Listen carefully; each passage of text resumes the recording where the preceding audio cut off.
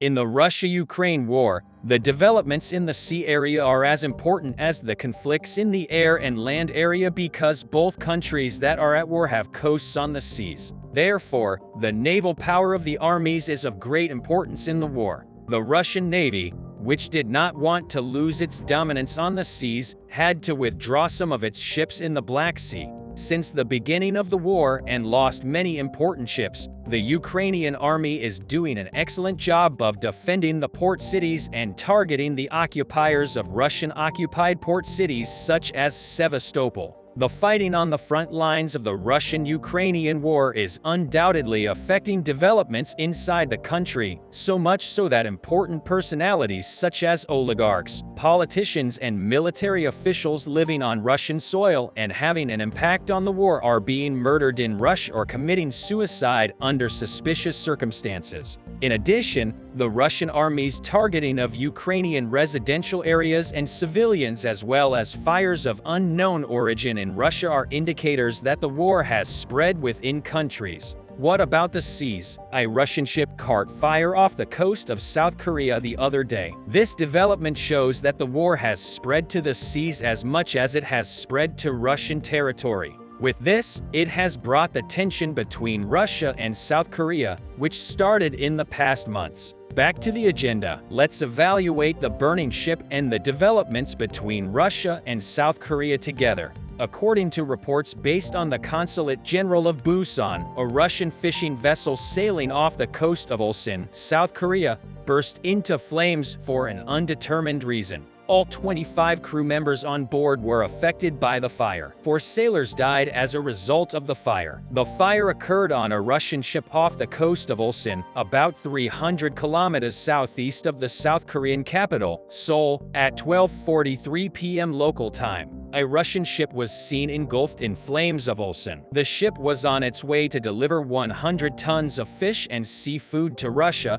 but it stopped off the coast of Ulsan with an unknown fire. The severity of the fire was quite large. The 25 people on board, all of whom are estimated to be Russian nationals, called for help to the crew members after the fire. About 4 hours after the fire, the authorities of the Republic of Korea made a statement about the incident. According to the statement, 21 of the 25 people on board were evacuated. Among those evacuated were Russians with light and severe burns. The Ulsan Coast Guard said the injured were taken for emergency treatment. The remaining 4 sailors of the crew were missing, according to the first dot announced. But after a while, it was announced that 4 sailors died as a result of the ship's fire. The Russian state news agency reported that the bodies were found on a ship called Kaltern. A spokesperson for the Russian Federal Fisheries Agency's Forest Expedition Emergency Response Team told the Russian broadcaster that 21 people rescued from the fire on the ship were carried to lifeboats and from there transferred to South Korean rescue ships.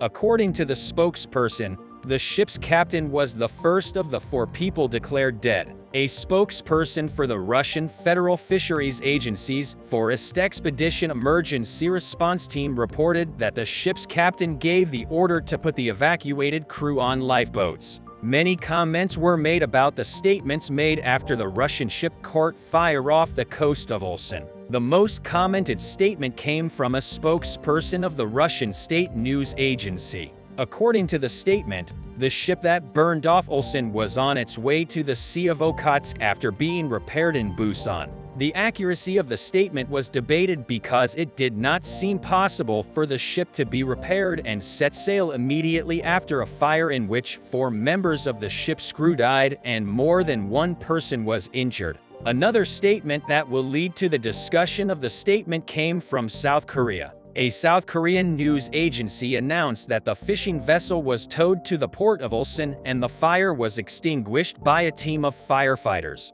The fact that the statement was made by 2 different countries were not consistent with each other raised questions. The Russian authorities' policy of hiding the truth since the beginning of the war was also seen in the incident where the fishing vessel caught fire. The burning of a Russian ship off the coast of South Korea is allegedly related to the recent tensions between Russia and South Korea. Last week, South Korea announced that it would provide military support to Ukraine in case of a significant attack against civilians. This statement caused panic in the Kremlin, so much so that Russia made a statement immediately after South Korea's announcement. Russia criticized South Korea's decision and warned Seoul against providing any military support to Kyiv. South Korea has provided assistance to Ukraine since the beginning of the Russian-Ukrainian war, but this was not military aid. Until recently, South Korea had been hesitant to provide military aid to Ukraine, but the statement made by South Korean President Yoon Suk-yeol on the other day surprised everyone. Yoon Suk-yeol's statements is as follows: if there is a situation that the international community cannot condone, such as a large-scale attack on civilians, it may be difficult for us to insist only on humanitarian or financial support. The South Korean president's dramatic statement prompted an immediate response. Dmitry Medvedev, deputy chairman of the Russian Security Council, issued a stern warning to South Korea. Medvedev said new enthusiasts have appeared eager to help our enemies. South Korean President Yoon Suk-yeol said that in principle, his country is ready to supply weapons to the regime. Until recently, the South Koreans strongly assured that the possibility of supplying Kiev with lethal weapons had been completely ruled out. I wonder what the people of that country will say when they see Russia's latest weapon in the hands of their closest neighbor. Our partners in North Korea. Russia is increasingly backed into a corner by Western and European military aid to Ukraine. Russian leader Vladimir Putin wants to unjustly invade Ukraine and accuses all countries that are helping Ukraine of being involved in the war.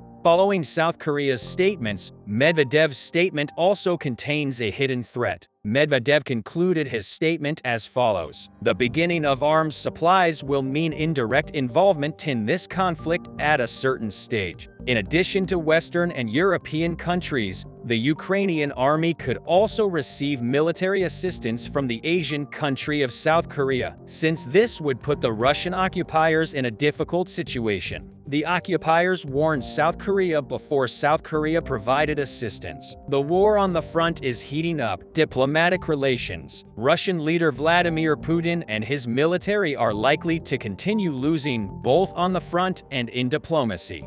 Tensions in the Mediterranean, Black Sea, Arctic and Atlantic seas continue to escalate in the shadow of the war in Ukraine. U.S. commanders and military observers are sounding the alarm about the activities of Russia's submarine fleet thousands of miles off the U.S. coast. At the same time, U.S. coastal security has been sounding the alarm about Russian warships and spy ships recently appearing off the coasts of Washington and Hawaii. There is no border violation in the Atlantic or any dangerous attempt to create an environment of mutual conflict. However, considering the current situation, the activities of the Russian Navy at a distance of less than 1,000 miles from the U.S. coast are enough to put the U.S. Navy on the alert for coastal security. Let's take a look at the U.S. Navy's approach to Russian Navy submarines and warships and the activities of the Russian Navy at close ranges to the U.S. coast. By working hard day and night collectively with our expert staff, you can support us by subscribing to our channel. Throughout the war, which began when Putin launched a full-scale invasion of neighboring Ukraine last February, Russian Navy forces have accumulated in the Black Sea. The presence of Russian submarines on the U.S. coast and in the Mediterranean is also increasing, according to officials. The Russian Navy commands one of the most diverse submarine fleets in the world. Some can carry ballistic missiles with nuclear warheads, which Moscow sees as the key to its strategic deterrence.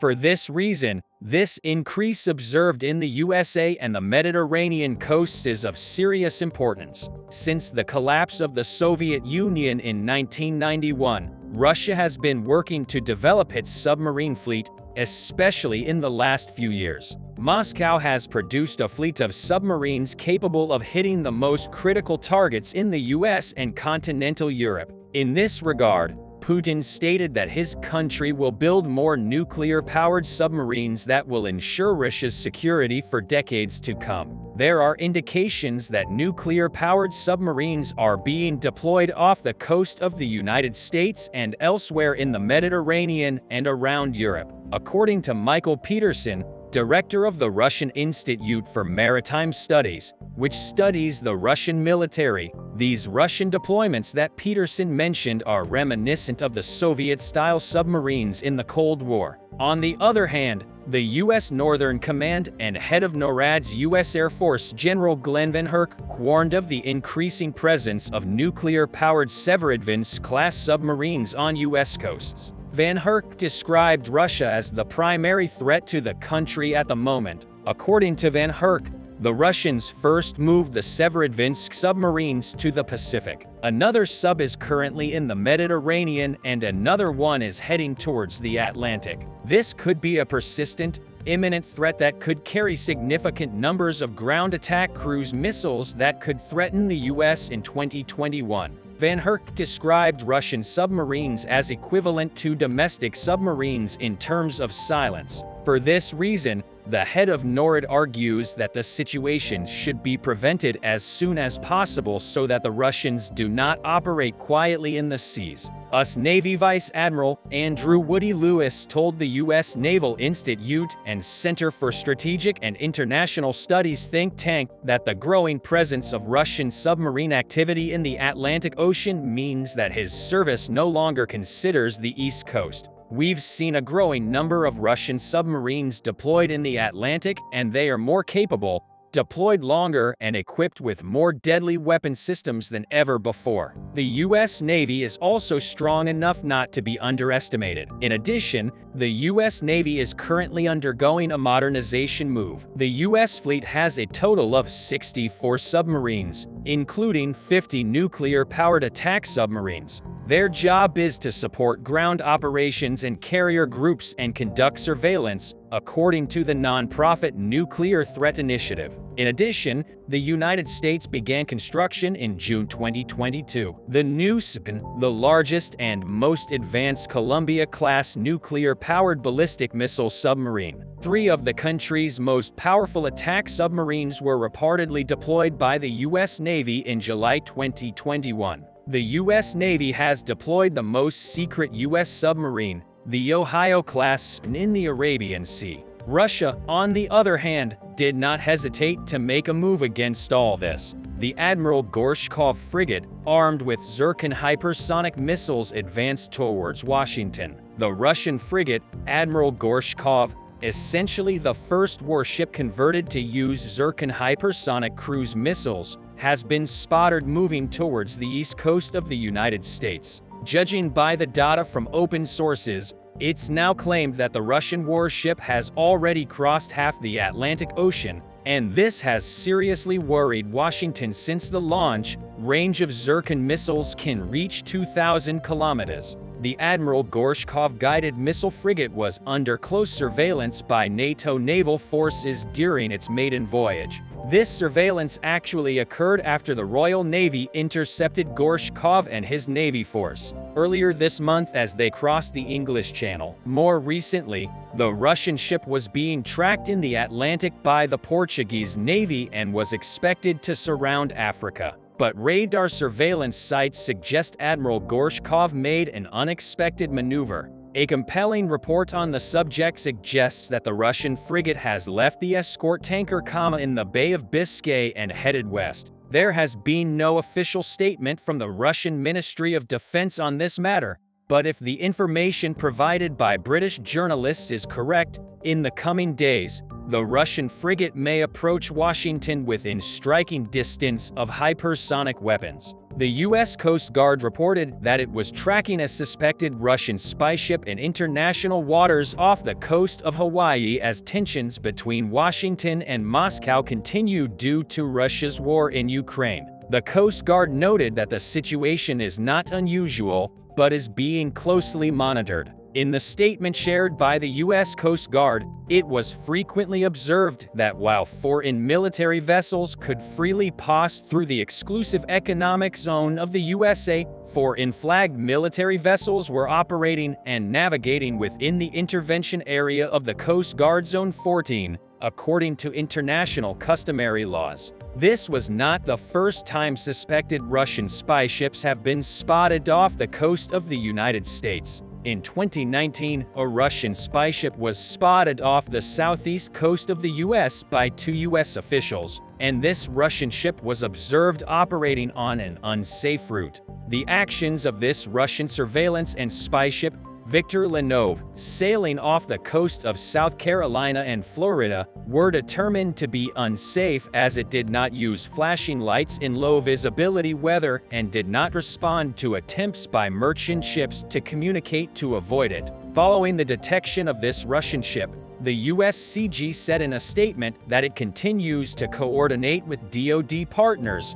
provide updates on foreign ship movements and activities, and meet availability appropriately to promote international maritime norms. After the USCG statements, the danger of Russian spy ships in the seas continued, but the USA did not turn a blind eye to the Russians on this issue. The US Coast Guard tracked another Russian intelligence ship sailing near the Hawaiian coast again, according to the video released by the US Coast Guard. The ship was determined to be the Vishnya-class intelligence ship Karelia. Satellite photos showed the Russian ship approaching 40 kilometers, or about 25 miles from the Hawaiian coast. Pentagon Deputy Press Secretary Sabrina Singh announced at a press conference that the Coast Guard continues to monitor the ship. The Pentagon did not know why the Russians were taking the ship near Hawaii, but Singh said it was completely precarious timing attached to the U.S. Department of Homeland Security to investigate this matter.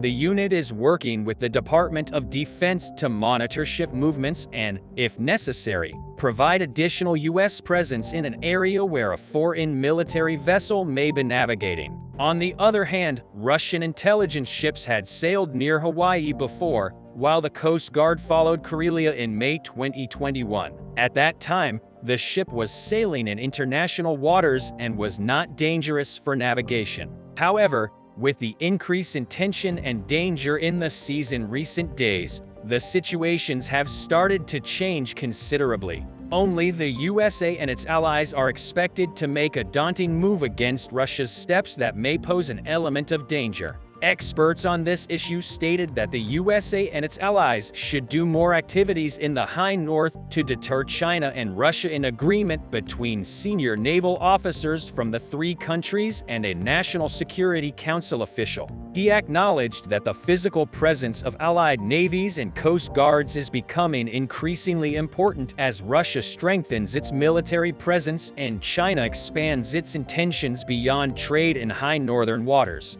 These measures should be taken as soon as possible for safer maritime borders, and the expansionist policies of the Russians should be prevented in the seas. The dead are a lot of updates from the Donetsk region here after suffering a series of defeats. Russians realized that Ukrainians already knew how Russians were going to attack them and started destroying the Russian assault units already on the approach. In order to solve the problem, Russian forces started sending several assault units in suicidal attacks to divert Ukrainian attention and then sent a second group to hit the real target. Last time I told you that Russian forces launched unsuccessful tank assaults north of Virginia in an attempt to recapture an important strongpoint on a hill. I also told you that Ukrainians reinforced the units on the contact line with ATACMS and Ukrainians started destroying Russian vehicles with supplies. The freshest reports indicate that Ukrainians have doubled down on their efforts to destroy Russian forces before they even reached the front. If previously we saw a lot of combat footage showing how Ukrainians destroyed Russian tanks and armored vehicles in front of Virginia, then over the last week,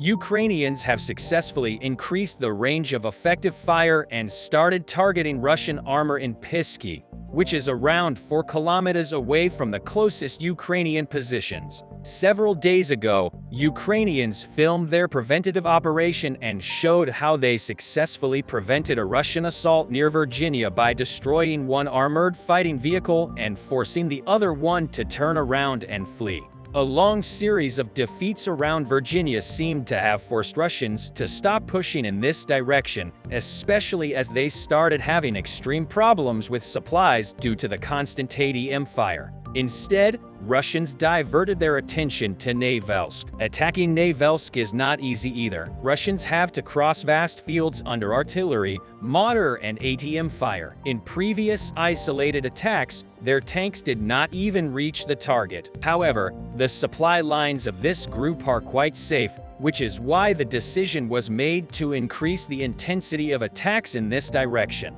It seems like Russian forces learned from their mistakes, developed a new plan of attack, and tricked Ukrainian forces. Previously, Russians were always attacking along the ravine. Such a tactic had its advantages and disadvantages. On the one hand, they successfully avoided crossfire because Ukrainians in Pervomais could not fire at them directly. On the other hand, it made it easier for the Ukrainians in Nevelsk to destroy them because Nevelsk is located on the highlands. In any case, the practice showed that the disadvantages outweighed the advantages because Russians were always destroyed on the approach. However, this time, in addition to sending one assault units into yet another suicidal attack, they suddenly opened a second line of attack from the south. Geolocated footage released by the Russian side showed that Russians used 2 tanks and several squads of infantry in their second line of attack. Each tank rapidly advanced along the tree line, suppressed Ukrainian fire, and paved the way for Russian infantry to engage. It looks like the first suicidal group drew the attention of all ADM crews that operate on the hill in Nevelsk. And while the first group was being hunted down and destroyed, the second group exploited the window of opportunity and safely used their tanks to achieve their goal in the northern part of the region. Ukrainians managed to stabilize the situation. Ukrainian Marines from the 36th Brigade continued destroying Russian concentrations of forces along the embankment. Judging by the combat footage, most of them are hiding in the remnants of the destroyed bridge, although some of them are establishing additional firing points. Ukrainian fighters from the 110th Mechanized Brigade continue curtailing Russian attempts at advancing towards Stepovy. A lot of artillery strikes are conducted on their main bridgehead, which is in Krasnohorivka. Ukrainian president recently visited Avdiivka and awarded Ukrainian fighters for stopping the recent Russian offensive in the region. A lot of medals were received by soldiers from the 110th Mechanized Brigade who were responsible for the hottest section of the front line and took the hardest hits. The soldiers, in turn, gifted the president with the patch of their brigade.